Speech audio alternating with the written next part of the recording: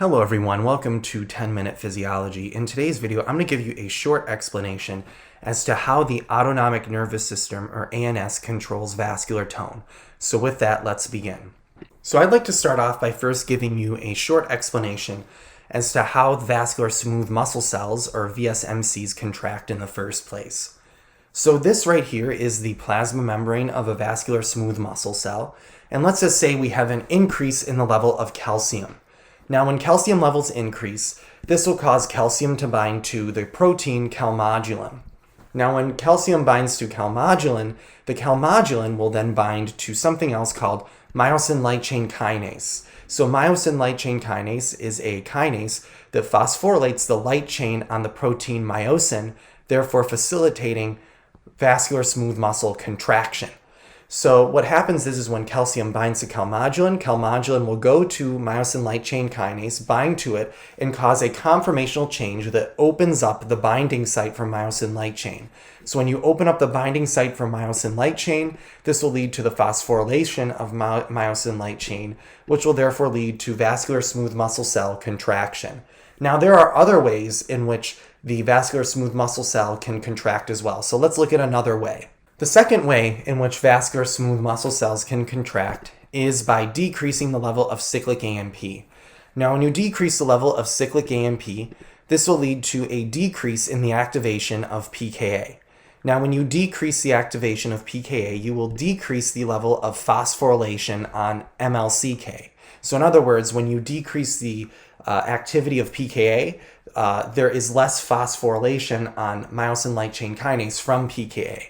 And when you decrease the level of phosphorylation on myosin light chain kinase, this leads to an increase in the activity of myosin light chain kinase. This increased activity will lead to increased myosin light chain phosphorylation, which will therefore lead to vascular smooth muscle cell contraction.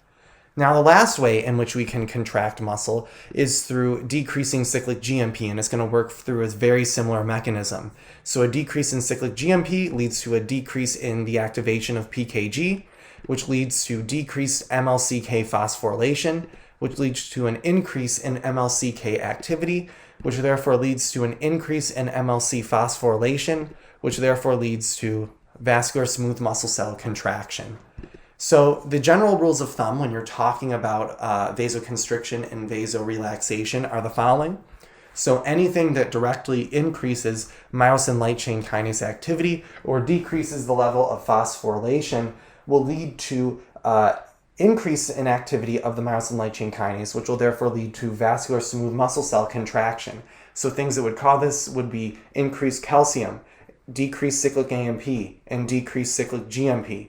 And anything that decreases myosin light chain kinase activity or increases the phosphorylation of myosin light chain kinase will promote vascular smooth muscle cell relaxation. And this can be from things like decreased calcium, increased cyclic AMP, or increased cyclic GMP. So now that we know how vascular smooth muscle contracts and relaxes and what things lead to contraction and relaxation, let's talk about how this relates to the autonomic nervous system.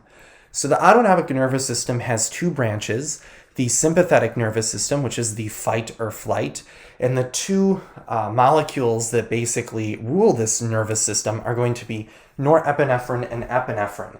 Norepinephrine is a neurotransmitter, and epinephrine is going to be a hormone. The parasympathetic nervous system is the rest and digest nervous system. It is going to be ruled by the neurotransmitter acetylcholine. And a mnemonic that I came up with and when I was in school to remember these two branches was that the sympathetic nervous system can be equated to stressed, and parasympathetic can be related to peace. So now that we know the two branches of the nervous system, let's see how the autonomic nervous system controls vascular tone. So now we're going to put everything we've learned together in order to understand how vascular tone is regulated by the autonomic nervous system. So in order to understand this, we have to understand what receptors correlate to what. So this little mnemonic is a quite famous mnemonic. It's called Quick Kiss. And each of these is going to correlate to a different receptor. So the letters correlate to what type of G protein coupled receptor it is. So the letters Q, which we see here, correlate to GQ protein coupled receptors. The I's correlate to GI protein coupled receptors, and the S's correlate to GS protein coupled receptors. So what we see here is this mnemonic. So the quick correlates to M1, M2, M3. So these are muscarinic receptors, and they bind to acetylcholine. And the KISS correlates to alpha 1, alpha 2, beta 1, beta 2. And as we can see here, the alpha 1 is a GQ, alpha 2 is a GI, beta 1 is a GS, and beta 2 is a GS as well. So the first receptor that we're going to look at is the alpha 1 receptor. So how does the alpha 1 receptor affect vascular tone? So in order to understand that, let's bring this into our vascular smooth muscle cell.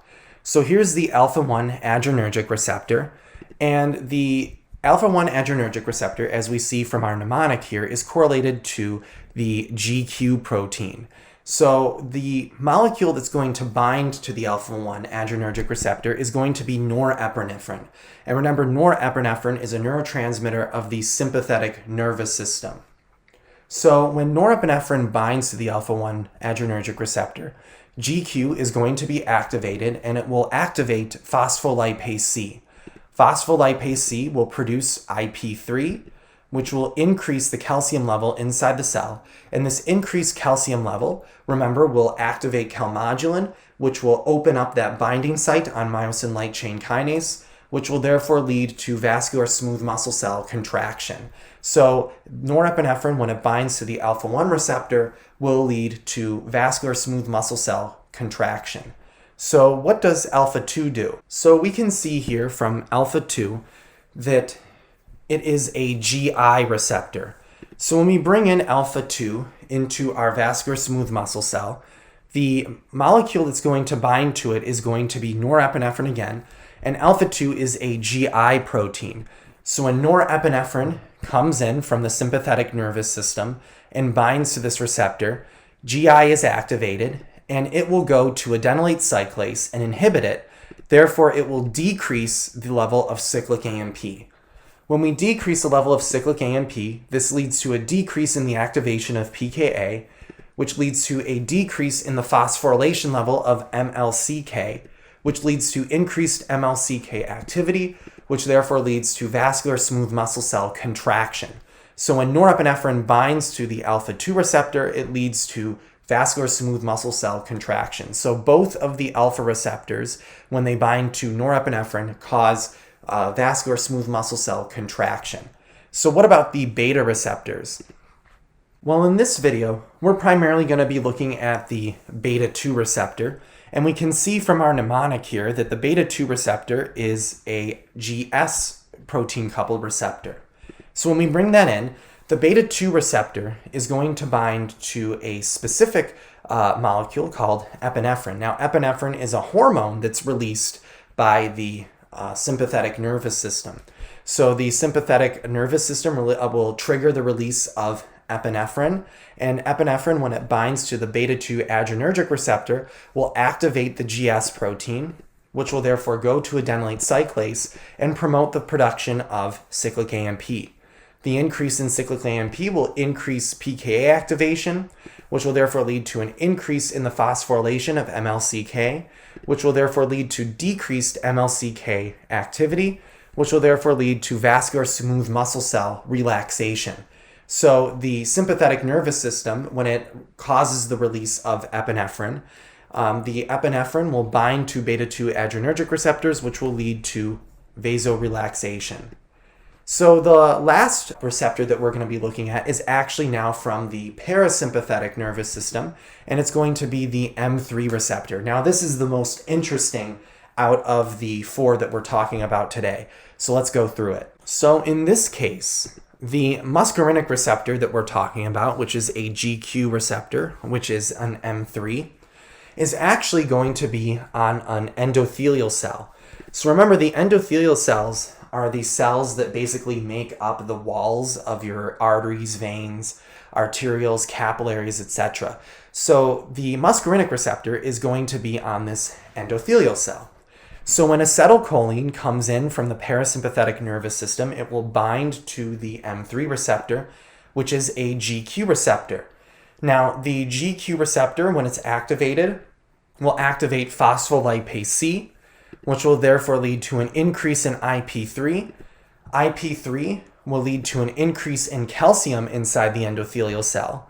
And the increase in calcium will activate an enzyme called eNOS. Now, epithelial nitric oxide synthase. So this enzyme is going to produce nitric oxide. Now, nitric oxide is a gas, so it diffuses through the plasma membrane of the endothelial cell, and it travels into the vascular smooth muscle cell. Now, in the vascular smooth muscle cell, you have soluble guanylate cyclase, and the nitric oxide will come in and activate this enzyme. And this enzyme is going to be responsible for converting GTP into cyclic GMP. Now, when we increase the level of cyclic GMP inside the vascular smooth muscle cell, this will lead to an increase in the activity of PKG, which will phosphorylate myosin light chain kinase, which will lead to a decrease in myosin light chain kinase activity, which will therefore lead to decreased phosphorylation of myosin light chain, which will therefore lead to vascular smooth muscle relaxation. So the parasympathetic stimulation of the endothelial cell leads to nitric oxide diffusing into the vascular smooth muscle cell, leading to an increase in cyclic GMP, which will lead to vascular smooth muscle cell relaxation. Now, in this video, we talked about a lot of different receptors. So I just left this table here for you to copy down if you want to copy that down for yourself in order to remember what each of these receptors do. And also remember the mnemonic quick kiss. So remember the quick kiss, you separate the two together. So quick correlates to M1, M2, M3, and kiss correlates to alpha 1, alpha 2, beta 1, beta 2. So I hope this video helped you understand how vascular tone is regulated by the autonomic nervous system, and I hope to see you next time. Good luck studying, and thanks for watching.